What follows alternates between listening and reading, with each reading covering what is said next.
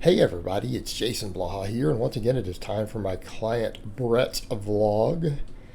And Brett started off with a good training week this week. A lot of stuff in his business life and stuff came up later in the week, and it really impacted his training.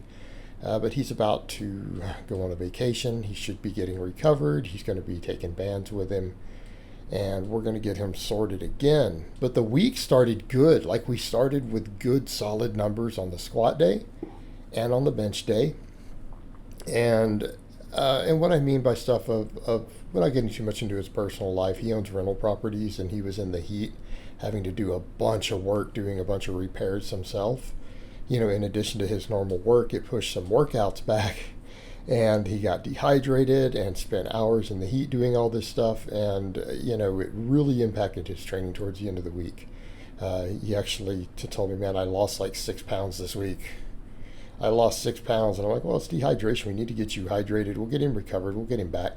Keeping in mind, he had to take 4 months off from training for some other stuff before he came back on, and we started doing these vlogs again. So we built him back up pretty quick to where he should be able to pull over 600 again now, but he had one of those weeks. And so we'll get that back on point, right? We will get him up and flowing again. It's not going to be a problem. But the squatting on his 5+ squats here, he ended up getting 7 reps. He got 7 reps. So like I said, this training week started off pretty strong. It started off strong. We were making some good progress there. Then we got over, he's doing his belt squats afterwards. So pretty much like on his squat days, we do belt squats, and we do the cambered bar good mornings. We do glute ham raises, and then he does ab work and stuff. It's pretty straightforward. Pretty straightforward. Now, something though, he has been noticing a little bit of irritation in part of his lats from overuse. And so we are going over to rows this week instead of pull-ups, but those are going to be done on his bench day and then his deadlift day. But yeah, he was doing good this week. He got his belt squats in after hitting, 2 extra reps on that plus set. So we know that our training max is below a max. He got his good mornings in, and we've been slowly progressing on bringing these cambered bar good mornings back up. And, again, we've been successful there. They have been coming back up. So we were in a good place, right? We were in a good place.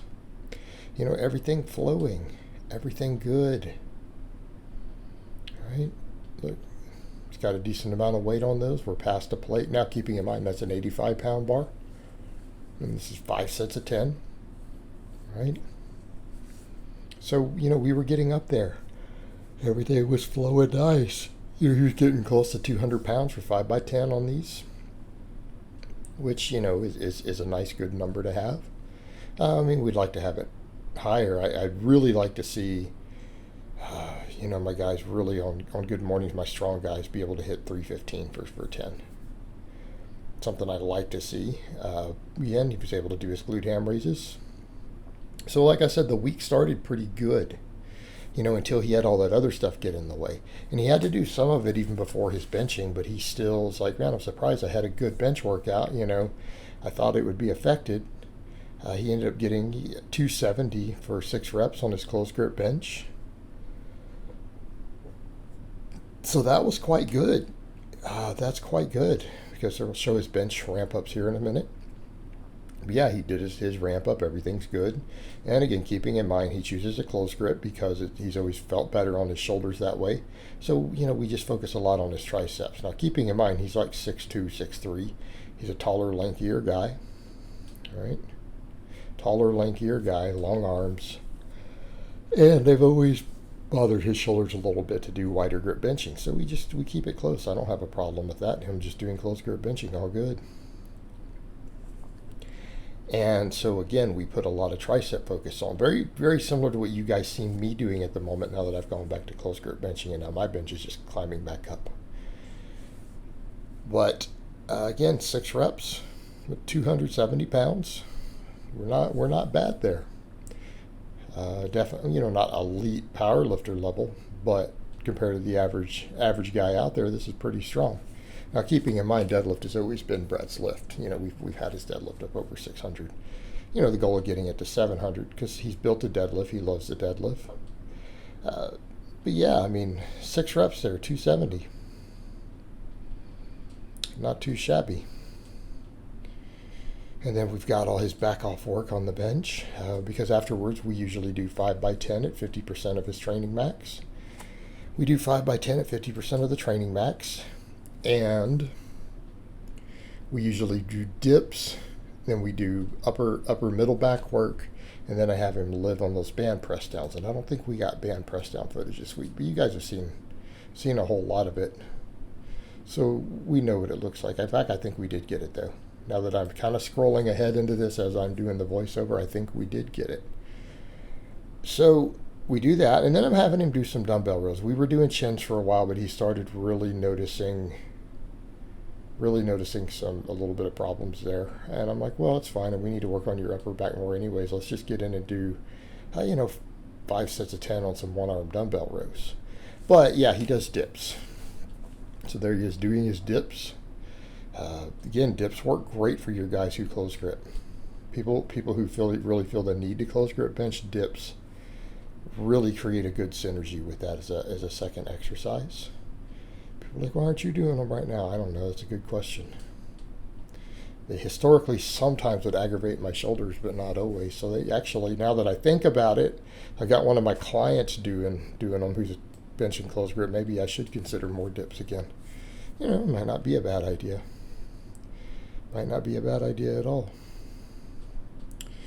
But we're doing one-arm dumbbell rows, and he's got that big, massive dumbbell we can use for this. You can load a lot of weight on that thing. I thought about getting one like that myself, that one that Titan has, because I've got their 2 other different size ones, so I can do different stuff. I thought about getting that one for rows myself, actually. I've considered it to give myself some variation.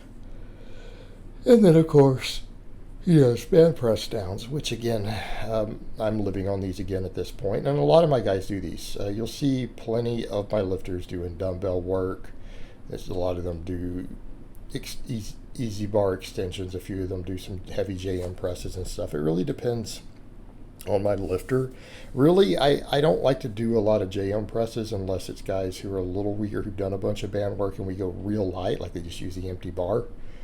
But I mean, some of my guys who've really built their elbows up over time, we'll do heavy JM presses. But for Brett, I'm not that worried about him because he's benching close grip. I feel like just building your lats and then doing like the band work works really well for that. And it helps keep those elbows healthy because if we're doing all of our stuff close grip, it can be an issue. We got to deadlift day though, and he just petered out. Like he did this ramp up set. He was supposed to do 5+ reps with 450. Or I think it was supposed to be more actually. I think it was supposed to be a lot more than 450. Because his training max is at 600 right now. So I think he got to his second set and he's just like, I'm done. I did 1 rep and it felt heavy. I quit. So it's like, okay, well, let's get rested up. Let's get recovered. Let's get that weight back on you lost. Go on your vacation and we'll come back and get this deadlift climbing again.